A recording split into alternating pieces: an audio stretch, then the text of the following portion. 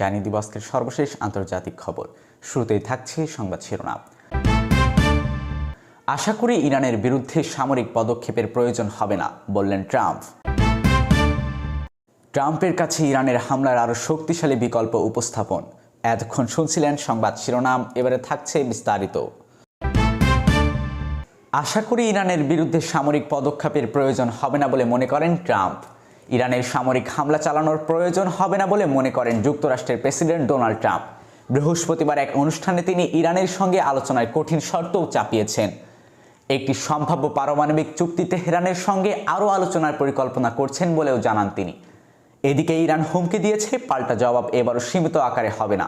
বৃহস্পতিবার ওয়াশিংটনে Trump Kennedy সেন্টারে ট্রাম্প তার স্ত্রী মেলানিয়াকে নিয়ে নির্মিত একটি তথ্যচিত্রের উদ্বোধনী অনুষ্ঠান সাংবাদিককে বলেন, আমি আমার প্রথম মেয়াদে মার্কিন সামরিক শক্তি বৃদ্ধি করেছি। এখন আমাদের একটি বাহিনী ইরানের দিকে যাচ্ছে। আশা করছি আমাদের একটি ব্যবহারও প্রয়োজন হবে না।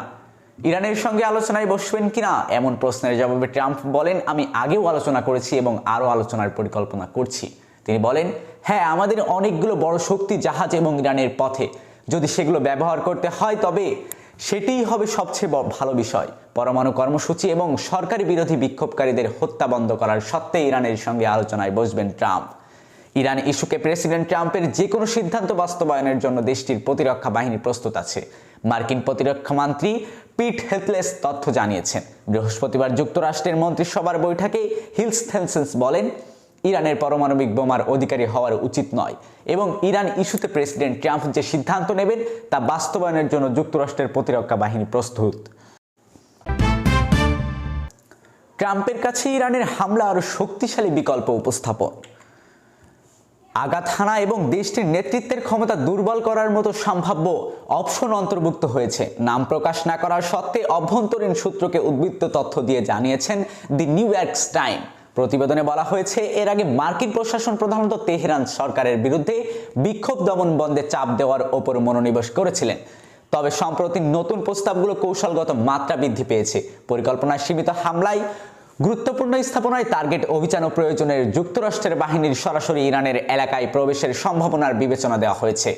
যুক্তরাষ্ট্রের প্রতিরক্ষা মন্ত্রী পিট হেগসেট প্রকাশ্যে জানিয়েছেন, ওয়াশিংটনের সামরিক পরিস্থিতি পূর্ণ এবং ইরানের পারমাণবিক অস্ত্র তৈরির চেষ্টা করলেও যুক্তরাষ্ট্র প্রয়োজনীয় অনুযায়ী ব্যবস্থা নেবে। তিনি সতর্ক করেছেন, ইরানকে অবশ্যই পারমাণবিক অস্ত্র তৈরিতে ব্যর্থ হতে হবে।